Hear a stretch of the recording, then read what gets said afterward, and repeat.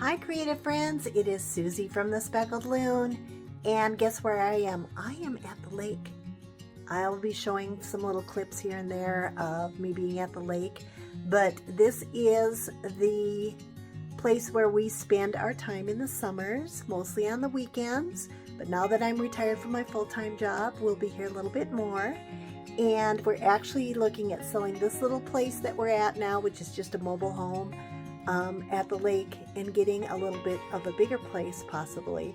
So this one might be up for sale, but until then we are enjoying it, and I am editing my video here today about our next DIY decor kit, which is our s'mores DIY decor kit. But before we start crafting, let me say welcome to my channel. If you are new here, welcome for the first time. If you have subscribed to my channel, thanks so much for tuning in again. I hope you guys will like this video and give it a thumbs up and enjoy the crafting. While I'm talking about the projects that we're going to do today, I'm going to roll a little footage of our lake place. This is where we make our s'mores, and this is kind of behind our house. There's actually, or a mobile home, there's actually a forest, and this is walking out to the view of our lake. And this is what has inspired me to do this little s'mores tiered tray for you. I hope you like it and enjoy it. It was fun to bring this project to life for you. If you like what you see, the link to purchase the DIY kit is in the description box below.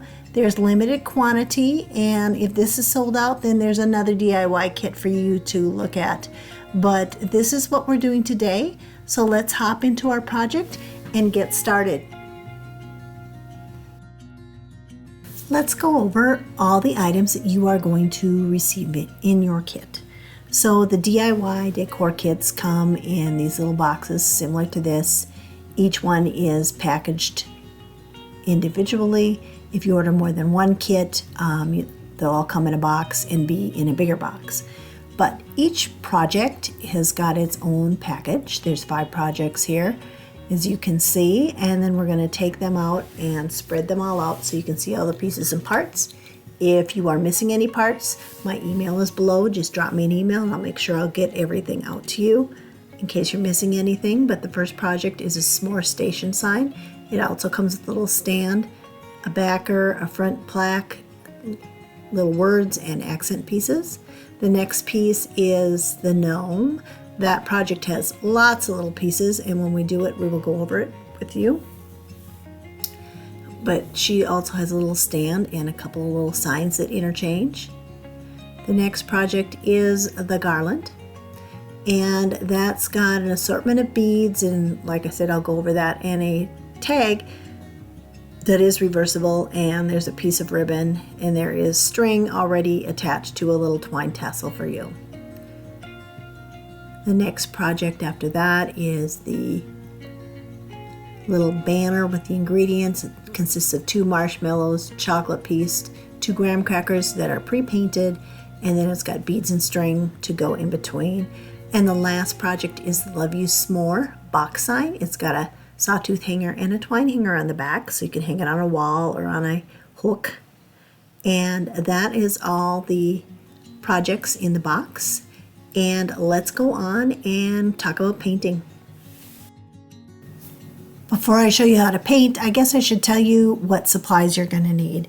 So let's go over that real quick. I use a variety of chalk paints that I get from Walmart. They are the Waverly brand, but really any brand of chalk paint will do. If you have just craft paints, that's fine too.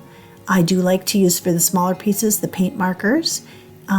In paint, I have a dark brown and an antique wax. The dark brown is called Truffle, and then I use the dark brown paint marker quite a bit. I do use this lighter brown called Hazelnut for the graham crackers, and then there's this ochre paint pen that I use from Arteza. I'm going to have those linked down below. I also use a white. And then I have a little water on hand because we are going to mix a little water with the brown paint to make a stain. You are going to want a stiff bristle brush, like a stenciling brush for shading, some foam brushes, and the makeup sponges are great for painting as well. For glue, you can use this gel super glue from the Dollar Tree. You can use a toothpick to put it on in the small spots. I use this Starbond glue. I'll have it linked down below as well. It is what I choose to use. It's got this nice fine applicator tip. It just costs more money, but the gel super glue or even wood glue will be just fine. Have some toothpicks and some Q-tips for some cleanup. And the little clamps are nice after you glue a piece, especially if you use wood glue. I used baby wipes for some cleanup, and we're going to stain with those. You'll need a paper plate and some painter's tape, and that is what you are going to need for supplies. So I like to go over several different techniques that we're going to use rather than make you watch every little thing that I paint. The first technique for small items, I like to use the paint markers.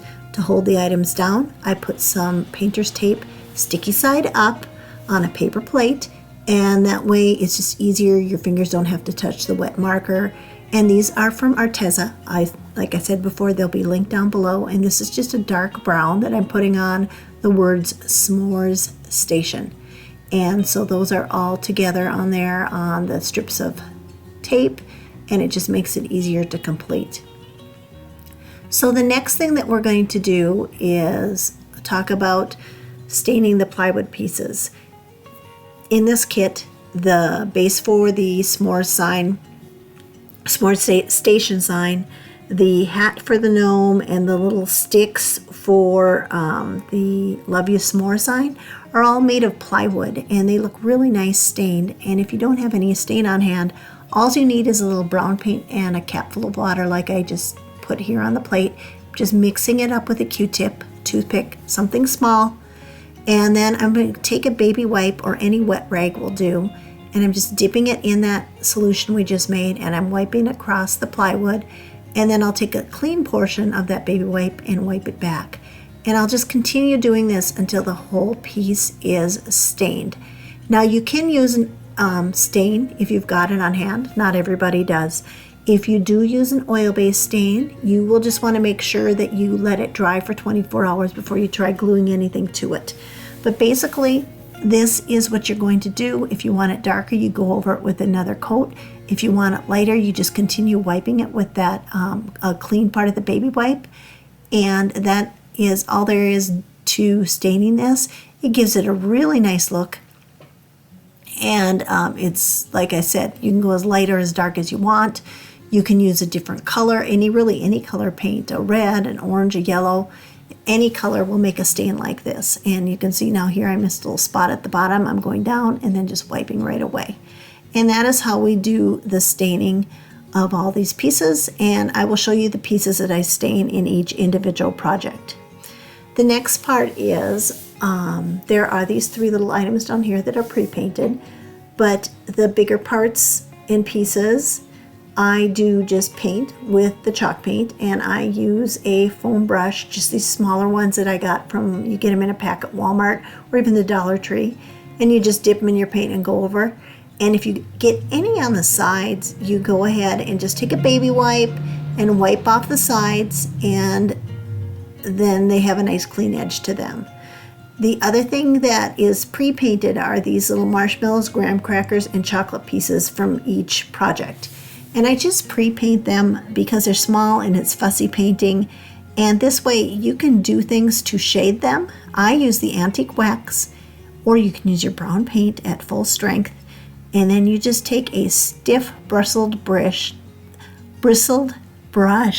goodness sakes, and you're going to dip it into the paint and get a little bit on the bristles there, and then just kind of take it on a paper plate or a paper towel and get most of that paint off. You just need a very little amount. And then you're going to take and just drag it across. Now to get a stiff bristled brush, this is an old stencil brush, but you can take an old art brush that you have that's maybe got even some paint on it and just trim it down right close to that middle part. And then it's going to have very stiff bristles for you, and you can use that. So really a crappy old brush is all you need, and won't cost you any extra. And then I just keep going on. I start light and then I just go a little darker as needed, and it's just going to give you that nice subtle toasted look. I'm holding it up close so you can kind of see where it is. I also do the same thing on the graham cracker pieces. I don't do it on the chocolate pieces because they're already a dark brown, but I do a little highlighting on the graham crackers, and really you could do this on many different pieces in this project to give it that more rustic look, or if you're ever looking to rustic something up with paint, this is the easiest way. It goes on quite quick, it's not very messy, and there's that one with just that very subtle shading around that gives it that toasted look. And the chocolate piece, like I said, I don't go ahead and do anything to that. But that's basically the different painting techniques that I use throughout this kit. And if I do anything different, I will show you on each individual project. We are going to do our first project, the s'mores station sign. Since we started painting it in the previous segment, we'll just keep going on. You'll notice that this has 4 little holes in the corner, makes it great where you can string some twine through and attach it to a basket. If you don't want to do that, you can simply display it on the little stand that's included. You can see we've got our stained background like before. We have the s'mores station with the etching in it that's painted white. I'm going to do just a second coat of white so you can kind of see how I paint with the foam brush. Basically, I get a little bit of paint on my brush. You do not need much. And I start in the middle and go out. It's okay to cover up those scored lines on this. You just need them as a faint guide. So they're going to be kind of covered up, but still visible as to when you apply the lettering on the plaque. And what I do is, the reason I go from the inside out is then I don't get so much overlapped on the sides. If you want to paint your sides, that's fine. I like the crisp, clean edge, and if I get any paint on the sides, I just take a baby wipe and wipe them off. Otherwise, I do use baby wipes too to wrap and keep my brushes moist while I'm in between coats. Now I'm just going to take that distressing technique with my stencil brush, going around the edges of the little white marshmallow there and doing the same on the graham cracker, just like we did in the previous segment. Once I am done with that, my white paint should be dry, and I'm going to get my glue ready, and the s'mores station words, I can go ahead and just with that fine tip applicator or with the toothpick on your super glue, you just are going to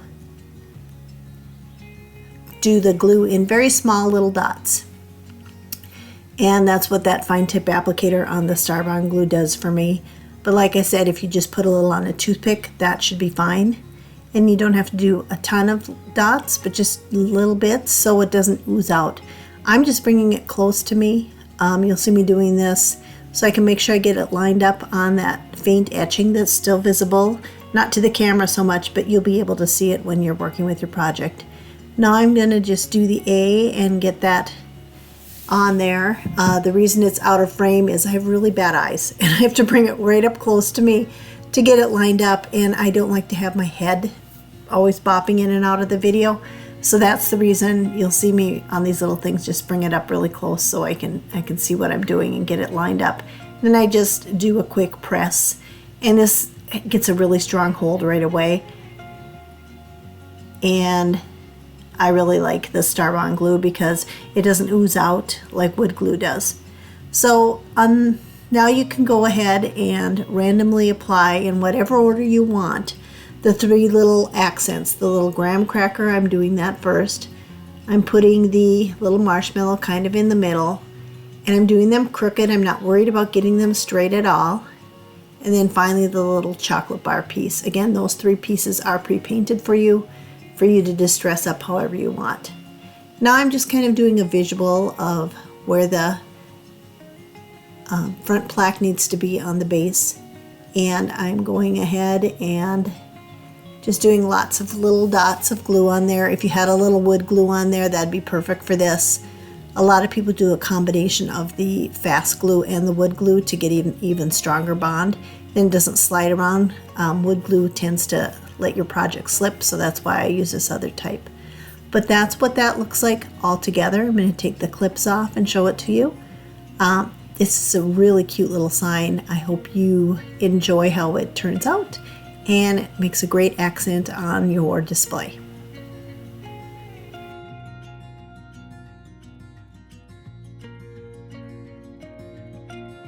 We are going to move on to our second project, which is the Love You S'more box sign. And that one comes with this little, I think it's about 1 inch deep box sign. And then the words Love You S'more for you to paint. And the branches where we are going to use that staining method like we did on the back of the s'more station sign. It's got its little pre-painted pieces, and then you are going to be using your paint marker. I used the brown one again, just like on the previous project, for the words Love You S'more. And as you can see, I like the font on this because it's kind of crooked, so you don't have to worry about being straight.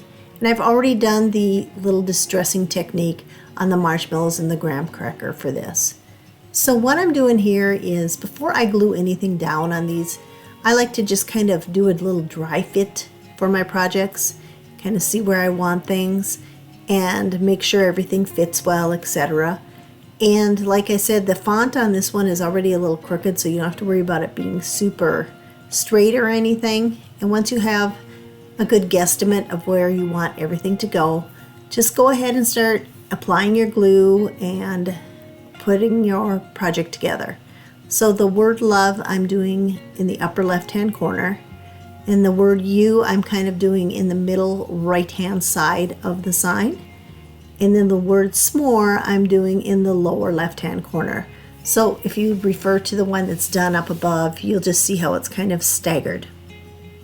And then what I do is in those empty spaces, I'm going to go ahead and put the marshmallows, and they go on just like the words.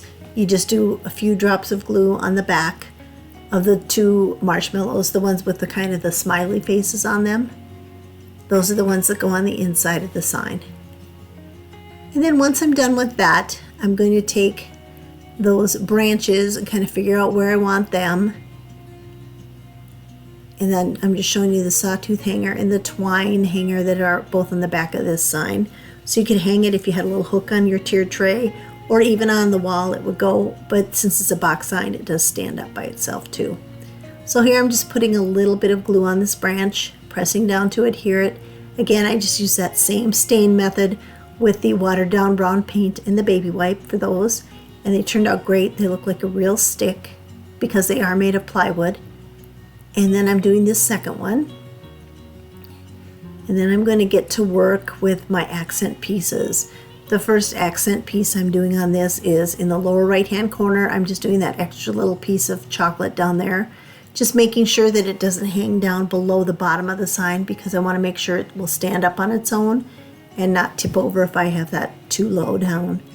And then in the upper left, I'm doing the first marshmallow, and I'm doing it down just a little bit on there, so the top of the stick is going to poke out above the marshmallow. And then I'm just doing this little piece of graham cracker at the top, and then I will get the other marshmallow applied, and then this sign is going to be complete.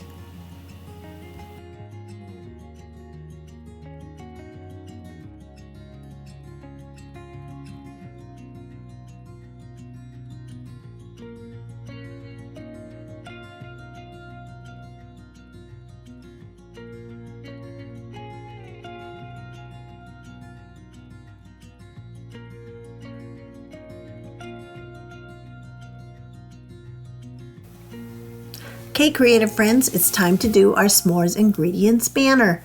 This is kind of a fun and easy project. It is already all pre-painted for you. I'm just going to do my distressing on the second marshmallow. We did the first one in our painting video. I'm just using that dry brush technique on that and on the little graham cracker pieces. And then what you're going to do is you're going to take a bead, and you are going to put 1 bead in between each piece and then 1 bead at each end. And the little beads are kind of a square white bead, so they kind of look like a marshmallow to me.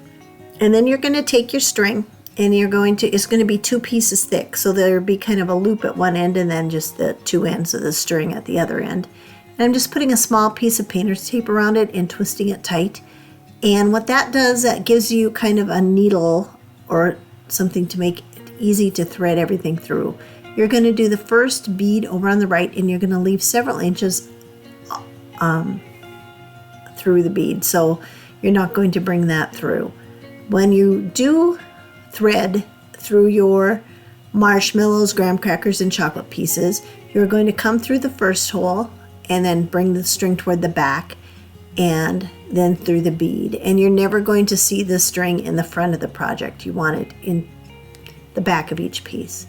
So when you come to the last piece, you're going to come up through the second hole, and then you're going to find your last bead, put it through there, pull it tight, and then you're going to go ahead and thread it through one more time. So you've kind of got a loop of thread in the back of the bead, if you will. It just secures it more so your banner won't be sliding all around. And then what I do is I make a knot at the base of that bead, kind of a double knot of the string, just to further secure it. Once I have that knotted well, then I am going to snip off that end with the painter's tape, and I'm going to do one more knot at the base of the bead just to make it a little bit bigger because the bead kind of has a big hole.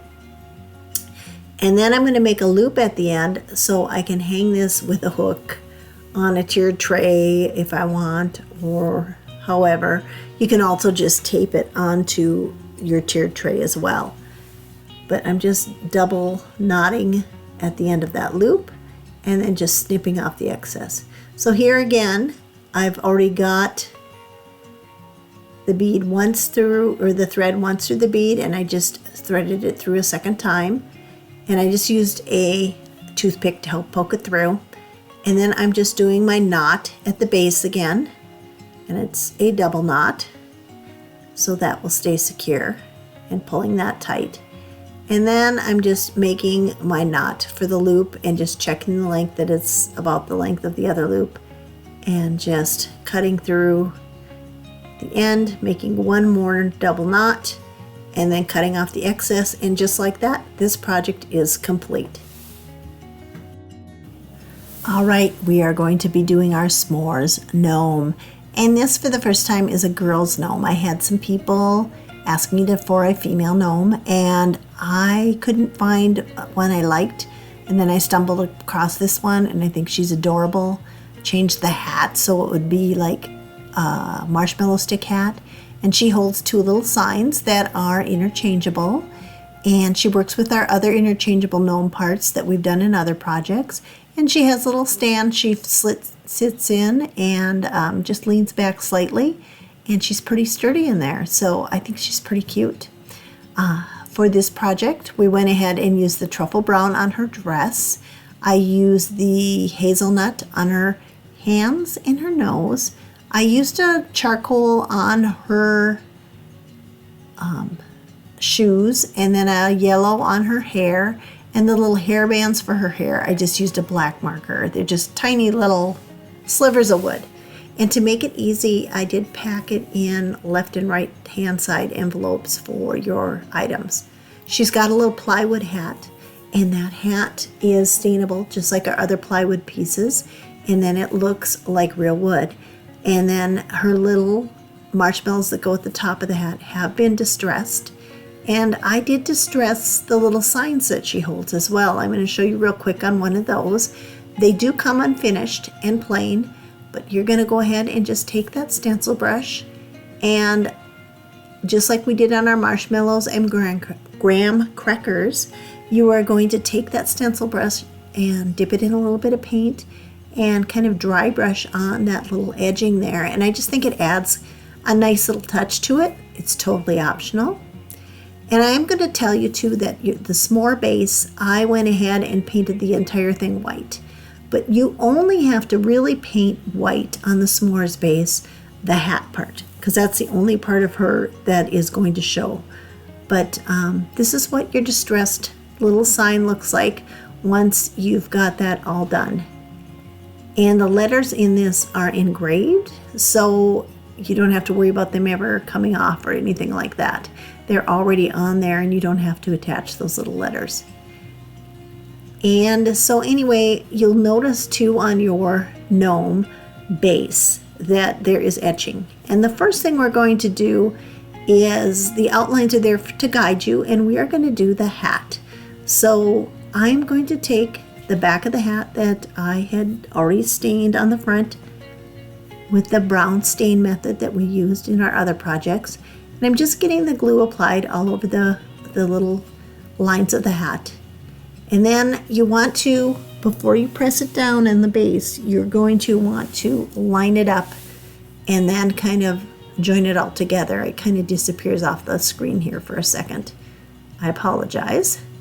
But anyways, I'm kind of getting it lined up, as you can see there, before I press it down. Then I pick it up and I make sure that it follows the curve, it's lined up at the top and it's lined up on the sides. And there's that little drawing where it's kind of lined up as well. So the next part we're going to do is the little dress. And you'll see, remember, those little lines are there. They're going to be really faint for you, but it'll be there so you can see and get it lined up perfectly. And if you get it lined up perfectly, that little nose part almost looks like a perfect circle. So I'm just going to take my glue and I'm getting it all over the back of her dress. I think this dress would look cute in kind of an orangey color too, like a campfire orange or whatever. I just chose to do the brown, sticking with that chocolate theme. Even an off-white would be really cute. But there, it's pressed down and all lined up. And then the next part is the nose. And so the nose, I do a dry fit to make sure I get it to fit in there. And then I just take my glue and I put it in the reservoir for the nose that's there. And I press it in and then it just holds in there really nice. And next we're going to work on the braids. So the left-hand side we're going to do first. So you're going to do a dry fit first, just to make sure that that braid lines up well. And then I'm going to just apply my glue on the back of the braid. You could even put your glue on the white part, on the base if you want it instead. But I'm going to go ahead and put that braid on and get that all lined up, and it almost just snaps right in there. And you're just going to want to make sure that it is lined up along the side and nothing's hanging over or anything like that, that it's just tucked right in there up next to her body. And that's where those outlines and everything really help when you're getting everything lined up. So the next thing we're going to do is the right hand side of the braid. So we're going to say the same thing. We're going to do our dry fit, pop it out, put our glue on the back, and then pop it back in and get it all lined up.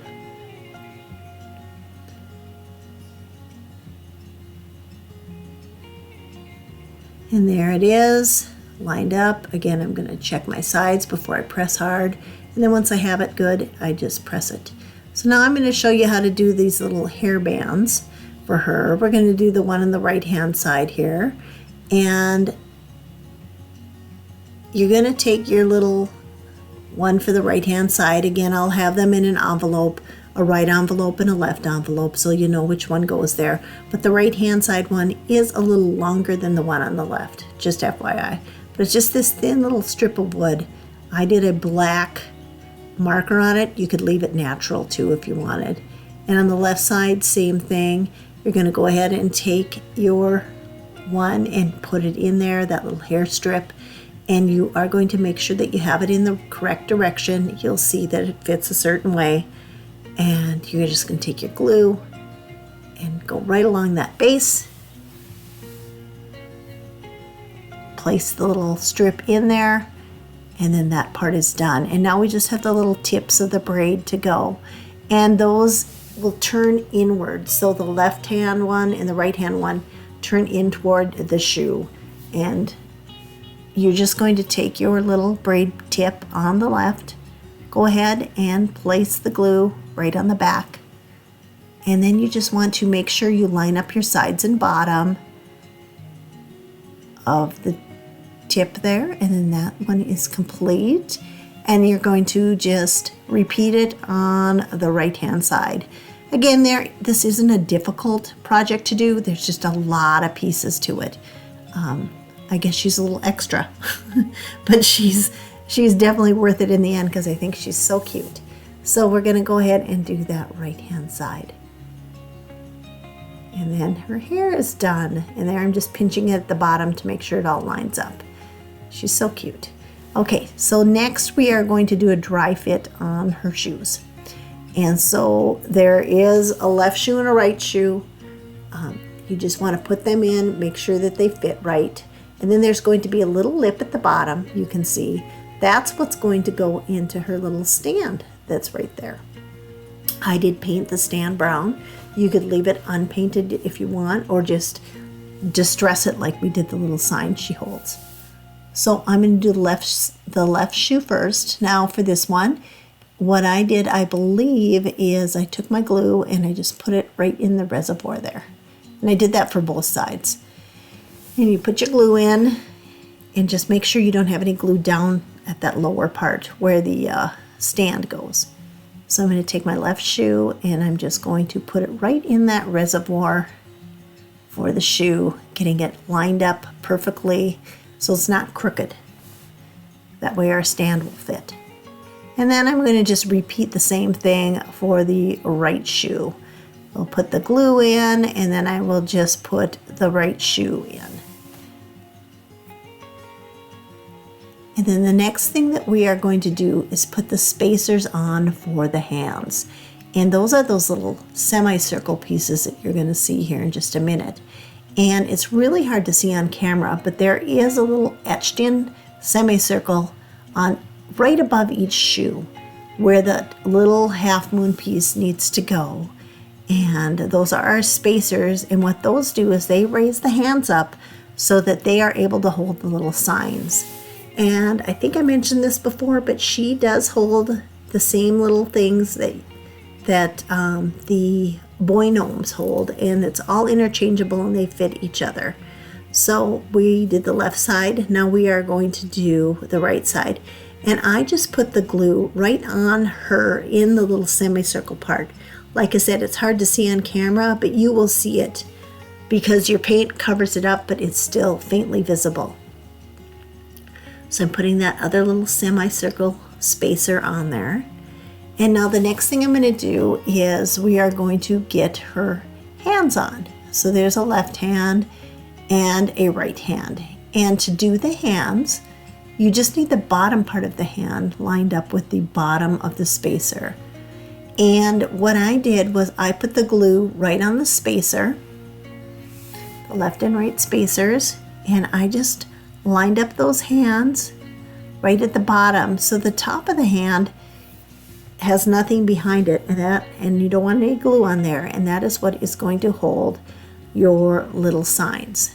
So there, I've got that on, and I'm going to show you kind of how she's going to hold things, and I'm going to lift her up so you can kind of see the dimension there that you get in that space for her to hold things.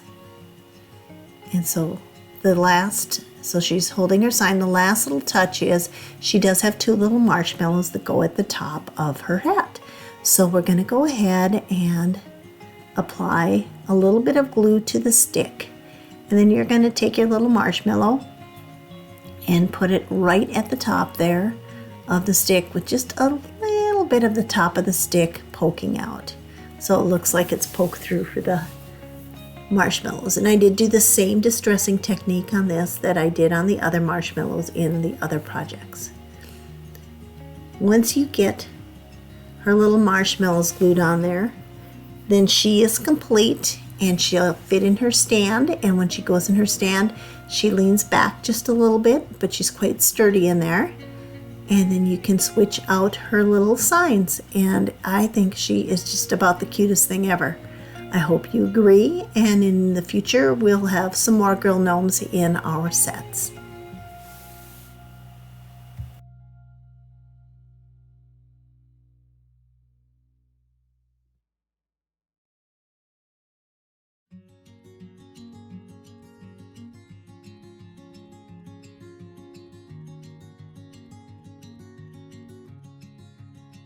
We are ready for our final project, which is our reversible s'more and campfire garland. A lot of pieces in this one, but the end result is really cute with this reversible tag and this nice wood bead garland. There's a little marshmallow on one side. He's pre-painted along with the chocolate strips. The tag is pre-painted with a whitewash finish, and then we are going to be painting the little campfire, and the little logs in the campfire are plywood. You'll use a stain, and we will use either a brush or a makeup sponge to paint up the fire base and the little flame. So the first thing we are going to do is work with this tag. You can just snip that little twine piece right off, set it aside, throw it away, whatever you want, but we won't be needing it. And then I am going to take my stencil brush with that and distress it. You're also going to need your markers for this. You're going to need the markers for the tag, or excuse me, for the fire, and you are also going to need a marker for the marshmallow portion. So we're going to go ahead and take that where those little kind of straight strips at the top are, and you're going to color it in with a light brown marker to make it look like graham crackers. Then you're going to take your tag and do that dry brush technique all the way around the tag if you want. That's totally optional. I wanted mine to have that kind of distressed look. And then I'm going to go ahead and do that same thing to the little smiling marshmallow there. Eventually those little sticks of chocolate will go on there. But while that's drying, I'm going to go ahead and on your campfire, there's kind of a little etched inlaid design. And you are going to go ahead and just color that small portion with a red marker. You can totally use red paint too, but I just get the precision with the marker. And then on the bottom here, I did paint the whole thing orange, and then I'm just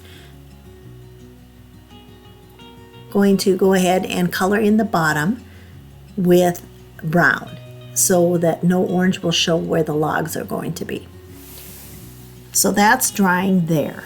And so while that is drying, we are going to go ahead and we will glue the little strips of chocolate onto the marshmallow. And it really doesn't matter which one goes where. You'll just basically put glue on the back of it and then go ahead and get it on the marshmallow, kind of right where the graham cracker part ends. Now I had some white peeking through where there shouldn't be, so I just took my marker and filled it in a little bit more and then put that chocolate strip right on there. So your little marshmallow is done.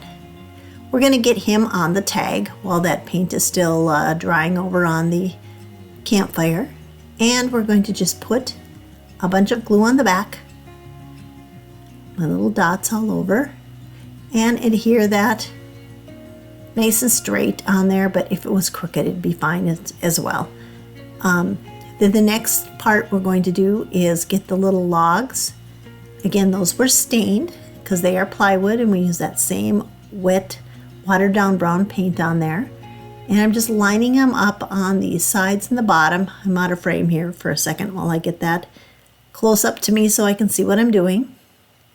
And that's getting all lined up. And once that is lined up, then we are going to glue that center part, that yellow part of the flame on there. So I'm going to take that and just do a dry fit just to make sure it looks okay. And I'm going to get the glue on the back of that piece. And once that is all glued, I will just line that back up and do that good press down to adhere. And if you needed to clamp it, you could at this point. And then we are going to get our glue on the back of the flame, and we are going to press that down and adhere that onto the tag. And then your tag portion of this garland is complete. We'll just set that aside, and then we'll get to work on the beads. And how I have the beads set up is you're going to start out with a big log bead, and then you've got the big brown bead, 2 natural, a brown bead, and 2 natural. They are going to go on this string. You're going to just put a little piece of tape at the end, and it's already attached to this little twine tassel that's already pre-made. So you're going to go ahead and just take that wood log bead. That's the first one you do. Then you do the large brown, 2 natural, a brown bead, 2 more natural, and that is your first course, and you're just going to run it all the way down to meet up with that first log bead that you did. And that's what it looks like with one course. And then you're going to just continue on and do 2 courses. And the next course you can get on, and you can do these in a random pattern however you want them to be. This is just how I like them. I like them in orderly, but you could actually just have them be random and it would look nice as well between the natural and the brown. And then you're just going to end up with that last log bead at the end.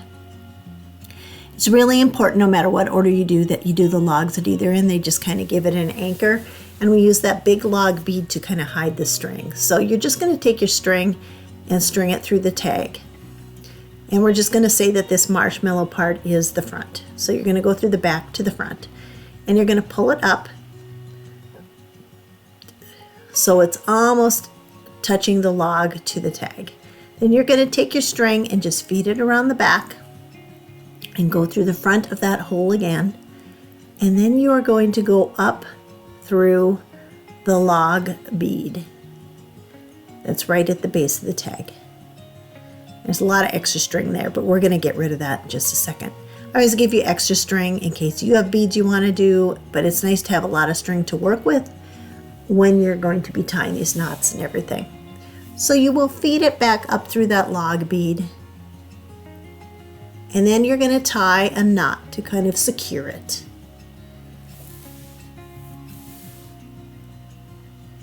And then after that knot is tied, you are going to go ahead and you're going to snip off a good chunk of that string, just leaving enough for you to tie another knot with the 2 pieces of string. And like I said, when you do this, the string is 2 pieces wide, and that just gives you extra stability with your garland so it won't just fall apart. So I'm just tying another double knot here at the top of that log bead, and then I'm just going to take my scissors and I am going to snip off the excess and pull it up a little bit, and then I'm going to take my ribbon and I'm just going to do a square knot, just a 1 loop through of a knot. This is wired ribbon, so it's very sturdy, and I just like that. It hides the extra string and it just makes sure everything kind of holds together. And I am going to do a bird's beak at the end of each ribbon, and what you do is just fold it in half and then pull it apart. And this is my Martha Stewart thing that I have to do. I love a bird's beak at the end of a ribbon. And then this is wired ribbon, so you kind of shape it and it looks really cute. And there is your front and back of your beaded garland tag. And this project is complete.